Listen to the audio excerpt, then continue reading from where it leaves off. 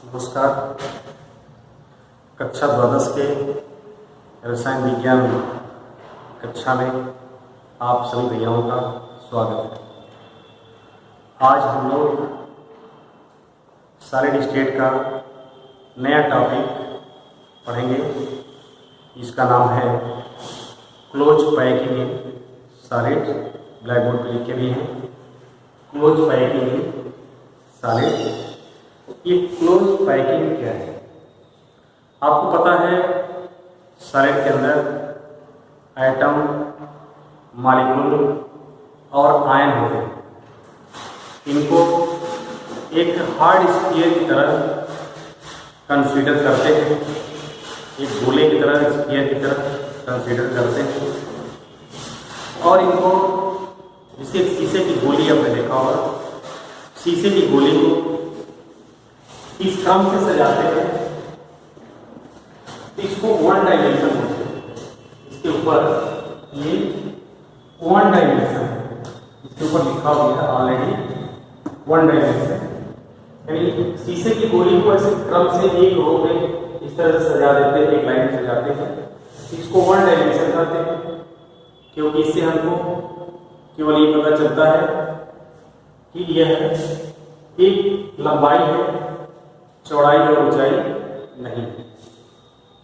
तो इसलिए one dimension है। दूसरा पर टू डायमेंशन ही बना हुआ है। टू डायमेंशन में दो तरह की क्लोज पैकिंग होती है। एक स्क्वायर क्लोज पैकिंग होती है और हेक्सागोनल क्लोज पैकिंग होती है। अब मैं बता रहा जा रहा हूं कि ये दोनों का स्क्वायर क्लोज पैकिंग नाम क्यों पड़ा और इनका हेक्सागोनल क्लोज पैकिंग क्यों पड़ा। स्क्वायर क्लोज पैकिंग में आप देखिए ध्यान से, तो जो सेकेंड रो के एटम है वह फर्स्ट रो के जस्ट नीचे, इधर उधर नहीं। थर्ड रो के जो एटम है वह सेकेंड रो के जस्ट नीचे। तो इस प्रकार के एलिमेंट को स्क्वायर क्लोज पैकिंग कहते हैं। इसमें अगर ध्यान से देखें तो किसी भी एक एटम को कंसीडर करिए और इनसे अटैच जो भी एटम है उनके सेंटर को मिलाइए। इनसे अटैच ये है, इनसे अटैच ये है, इनसे अटैच है, इनसे अटैच। इनके सेंटर में जब आप मिलाते हैं जो शेप आपके सामने भर करके आ रहा है वह क्या है? स्क्वायर। इस वजह से इनका नाम पड़ गया स्क्वायर क्लोज पैकिंग। ठीक है, हम केमिस्ट्री भाषा में इसको बोलते हैं कोऑर्डिनेशन नंबर। कोऑर्डिनेशन नंबर, ठीक है।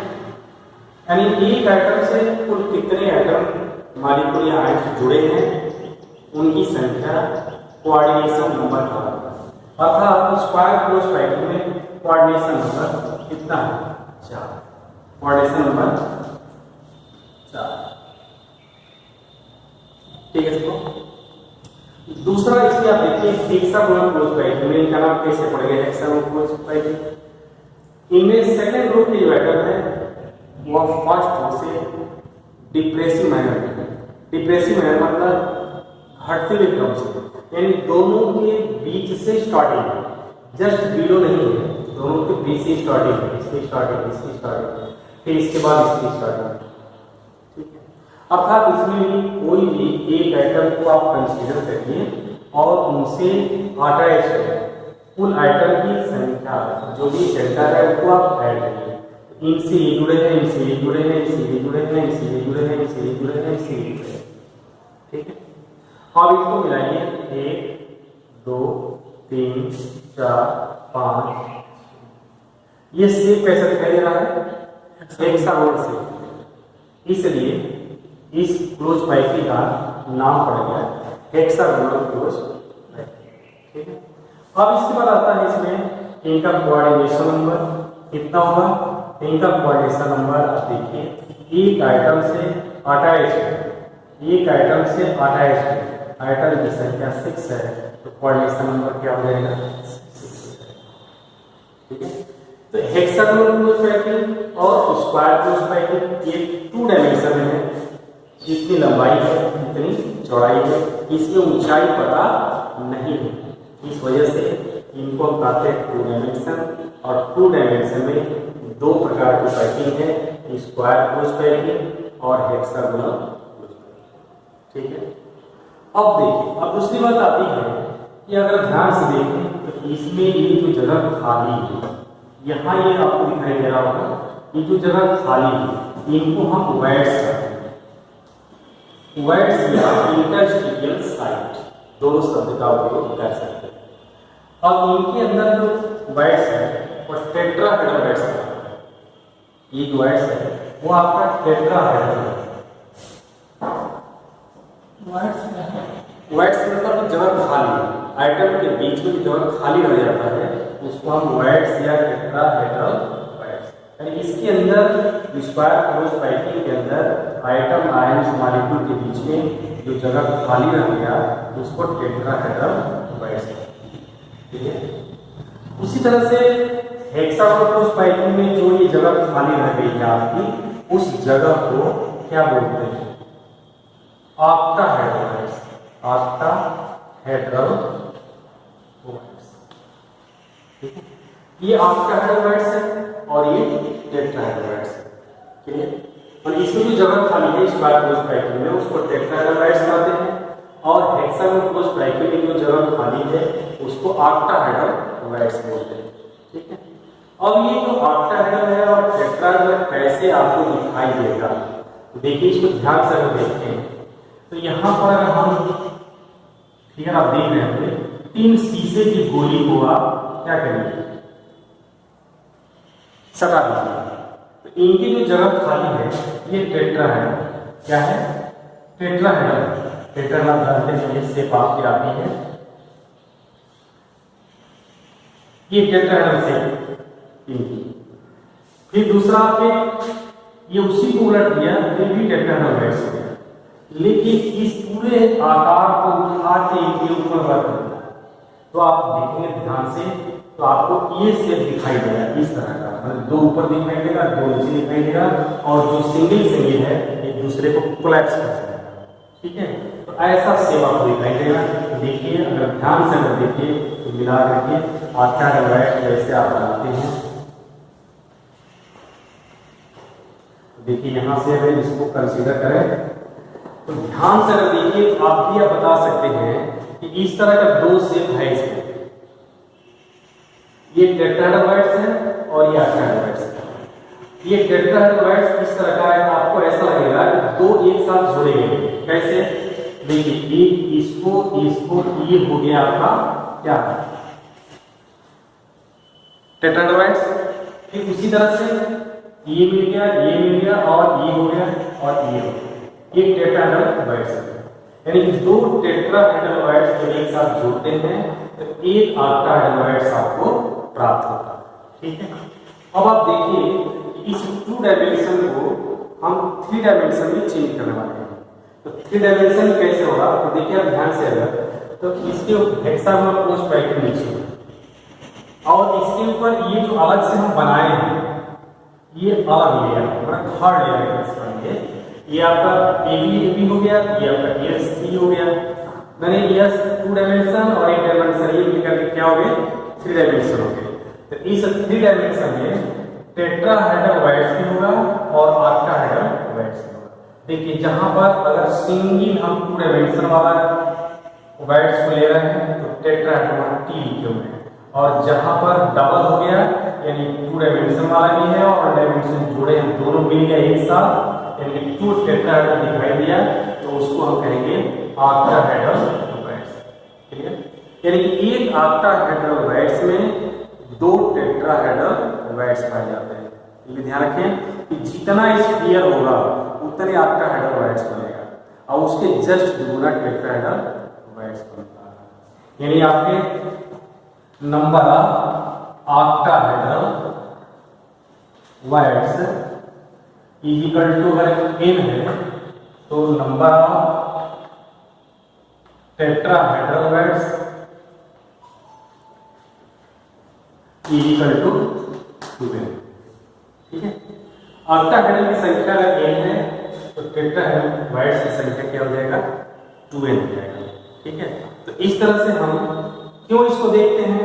तो तो उस पर एक फार्मूला आता है या ऐसा बोलता है कि कोई सॉलिड है जिसमें दो एटम है या दो एलिमेंट है, एक्स और वाई। एक्स कैटायन है, वाई एनायन। तो कहा जा रहा है कि एक्स कहाँ पर है, तो एफसीसी।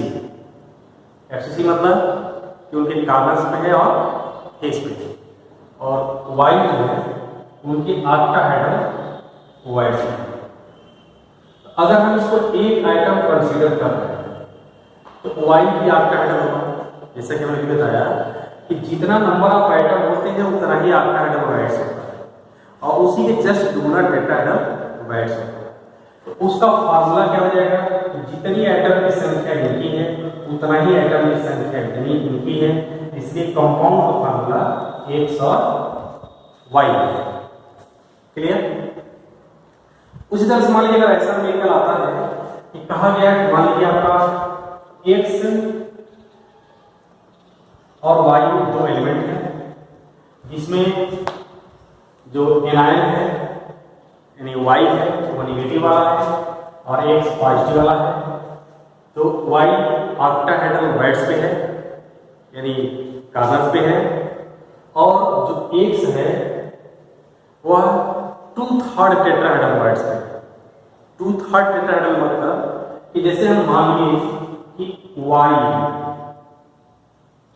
एक आइटम है, ऑक्टाहेड्रल वाइड्स में एक होगा, तो उसके दोगुना क्या होगा, टेट्राहेड्रल वाइड्स होगा, यानी कि एक्स का 2/3 ये 2/3, तो दुगुना होना चाहिए 2 × 2/3। क्यों? क्योंकि जितनी आइटम इनकी होती है उसके जस्ट दुगुना आइटम इनकी होगी, लेकिन जितना होगी उसके 2/3 पर ही ऑक्युपाई किया है, बाकी किसी पर ऑक्युपाई नहीं किया है। तो कितना ऑक्युपाई किया, x4y3 × y। तो आपको पता है कि कभी भी आइटम की संख्या, किसी चीज की संख्या हम दशमलव में या फ्रैक्शन में काउंट नहीं कर सकते हैं। तो इसी को अगर रेशियो ले लीजिए, 3 से डिवाइड कर दीजिए, तो ये हो जाएगा x4y3।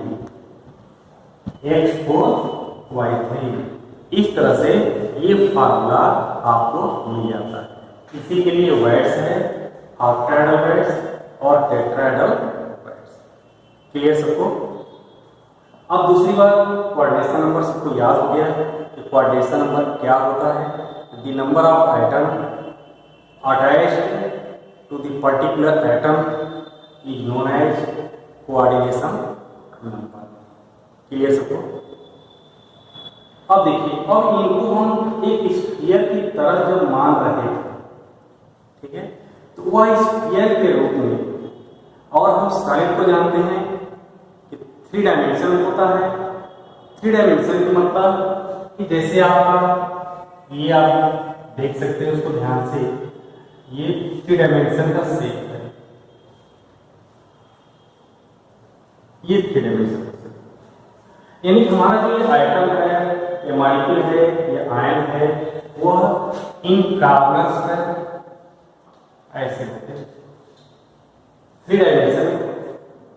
ठीक है, तो इसी 3 डायमेंशन को बताने के लिए कि इसको हम कैसे इनके ऊपर आरोपित करें या इनको कैसे दिखाएं, तो देखिए इसको ध्यान से।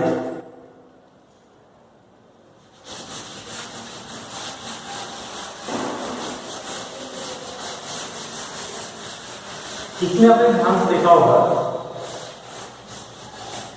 कि ये हो गया यूनिट सेल, एक क्यूबिक सिस्टम क्या हो गया, यूनिट सेल हो गया। ठीक है, और ये यूनिट सेल आप पढ़े हैं 3 तरह से, सिंपल क्यूबिक, दूसरा पढ़े हैं बॉडी सेंटर, तीसरा पढ़े हैं फेस सेंटर। यानी ये सिंपल क्यूबिक सिस्टम में और बॉडी सेंटर्ड क्यूबिक सिस्टम में और फेस सेंटर्ड क्यूबिक सिस्टम में कैसे आइटम, मॉलिक्यूल्स और आयंस अपना वॉल्यूम ऑक्युपाई किए हुए हैं, उनका स्थान कितना है और कुल यूनिट सेल का क्यूब का वॉल्यूम कितना है, उसका परसेंटेज कहलाता है piping efficiency. Piping efficiency, the percentage of volume occupied by atom molecular ions to the total volume of unit cell known as piping efficiency। Clear?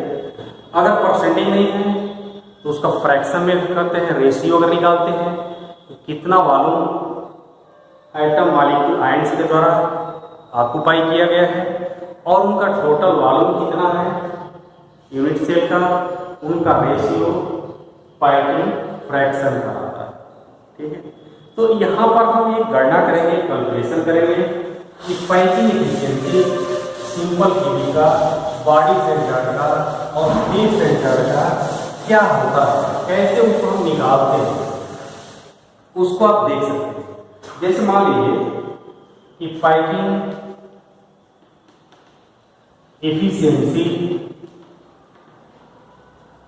In face center cubic system FCC. FCC में आपको बताना है कि piping efficiency कितना होता है। तो देखिए इसमें ये यूनिट सेल है,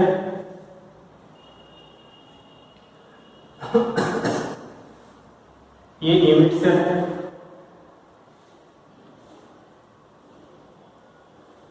ठीक है। इस यूनिट सेल में ये आपका आइटम है, यहाँ ये फेस है, आप सबको पता है, क्लियर। अब उसके बाद ये फेस, ध्यान से देखिए, ये आपका जो फेस है आपको पता है कि कार्नर्स पे आइटम होते हैं और एक आइटम उनके फेस पर होते हैं। ठीक है, ये मान लीजिए आपका ए है, इसको बी मान सकते हैं, इसको सी मान सकते हैं। ठीक है, अब इसको देख सकते हैं in triangle A B C, C A square equal to A B square plus B C square. मान लीजिए कि let the edge length of the cube is equal to a picometre, यानी यहां से यहां तक की दूरी कितना है, ए है, तो यह भी आपके यहां से यहां तक दूरी ए होगा। क्लियर सबको? मान लीजिए इस आइटम का रेडियस आर है, तो इसका 2r होगा, इसका स्मॉल r होगा, यानी कि हमारा ये जो सी स्क्वायर है वो a square plus A square, यानी c square equal to 2a square, c equal to √2, c equal to √2a, ये सबको ध्यान होगा। अब आप देखिए क्या कर रहा है, हमारा उद्देश्य क्या है, उद्देश्य हमारा ये है रेडियस के टर्म्स में वॉल्यूम को चेंज करना। यहां से यहां तक आपने डिस्टेंस निकाल लिया सी ए √2a, लेकिन इन टर्म्स ऑफ आर क्या होगा, यहां से यहां तक आर हो गया, ये 2r हो गया, ये आर, मैंने तीनों ये स्फीयर आपस में सटा हुआ है, इसको लिख सकते हैं 4r इक्वल टू √2 या r equal to √2a by 4। ये इसको कटा दीजिए, कटा सकते हैं a upon √2, r equal to a upon √2। Clear सबको? अब इसके बाद क्या होता है,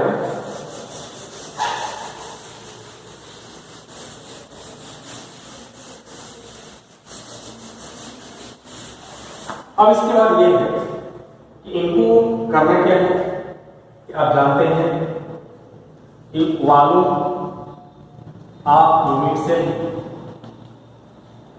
यानी r equal to a upon 2 है, a इक्वल टू 2 r है, वॉल्यूम को एक ही लेते हैं 2 r का क्यूब, ठीक है। अब ये हो गया एक क्यूब इक्वल टू 2 का क्यूब करेंगे 8 होगा, इसका 2√2 हो जाएगा, यानी कितना होगा 6। बताइए, ये हो गया 2√2 यानी 2 इंटू 2 इंटू 2 इंटू 2 इंटू 2 और फिर इंटू 2 इंटू 4, 16√2 r, 16√2 r। इस तरह से आपको ये मिल जाएगा एक क्यूब, ठीक है। अब क्या करेंगे, अब आपका काम ये है, इसको मिटाते हैं यहाँ से, तो ध्यान में होगा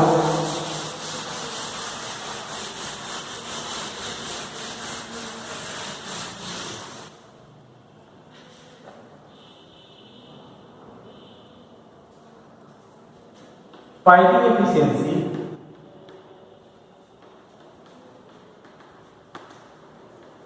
is equal to volume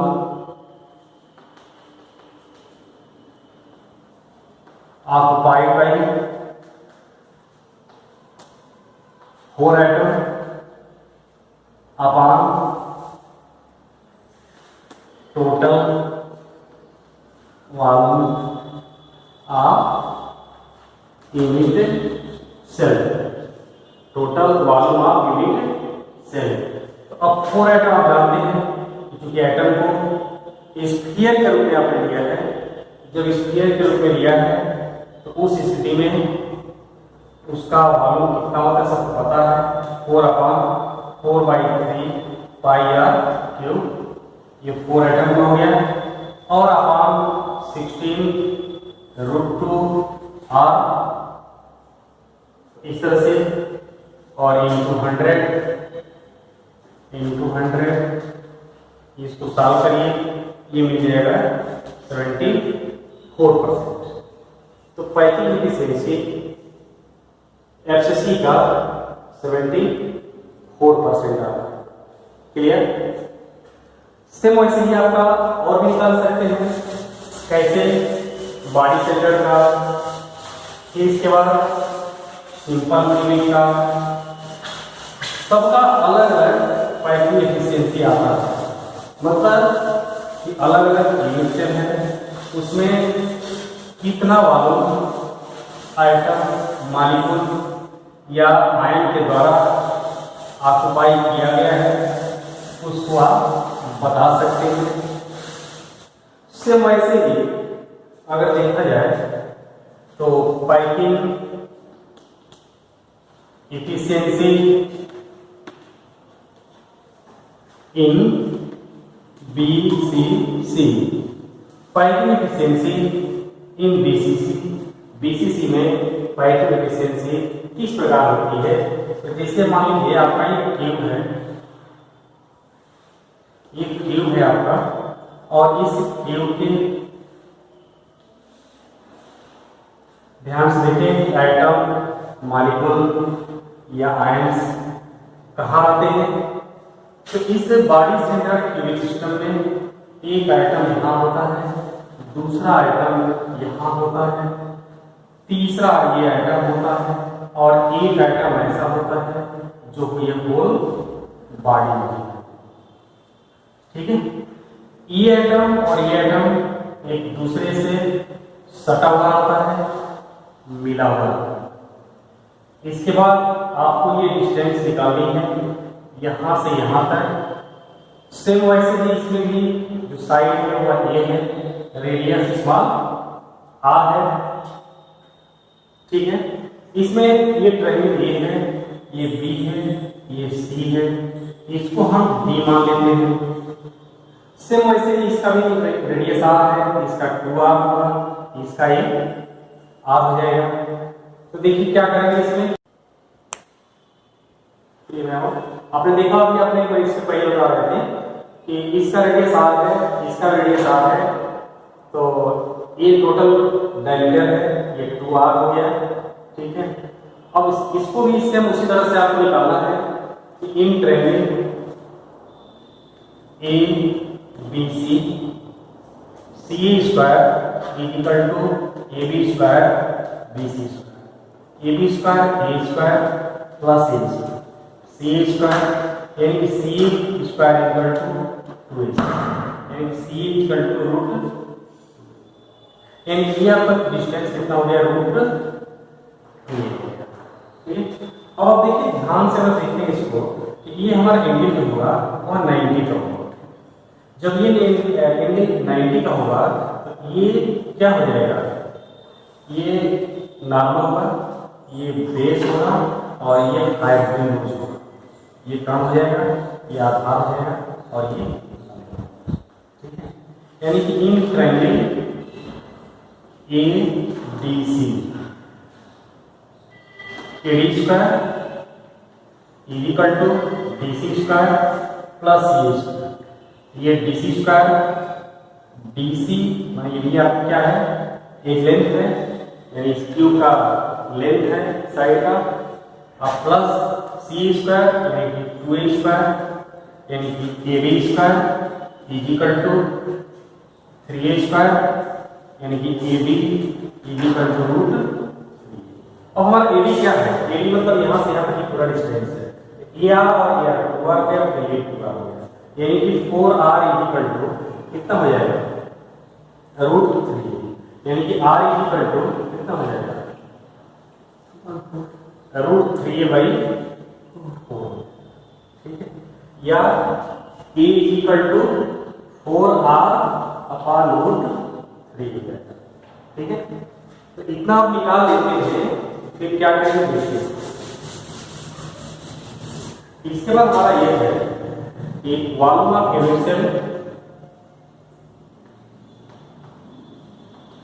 cell मतलब ए क्यूब और ए आपने निकाला है 4r रूट 3 का क्यूब, ठीक है। तो इस तरह से पाइप की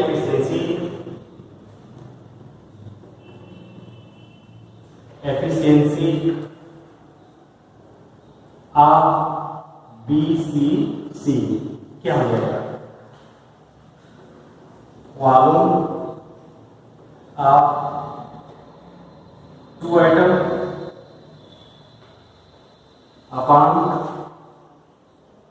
वॉल्यूम ऑफ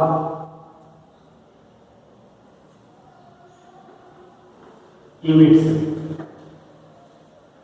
तो 2 into 4/3 pi r cube into 100 है ये, into 100 upon 4 r upon root 3 का होल क्यूब। इसको कैलकुलेट कर लीजिए, कैलकुलेट करेंगे ये मिलेगा 68%, ठीक है।